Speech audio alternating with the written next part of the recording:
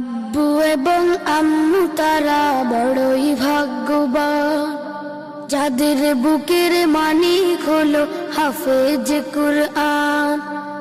আব্বু এবং আম্মু তারা বড়ই ভাগ্যবান, যাদের বুকের মানিক হলো হাফেজ কুরআন।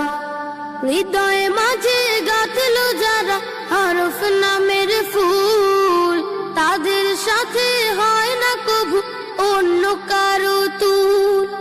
হৃদয় মাঝে গাঁথলো যারা হরফ নামের ফুল, তাদের সাথে হয় না কবু অন্য কারো তুল। রবের কাছে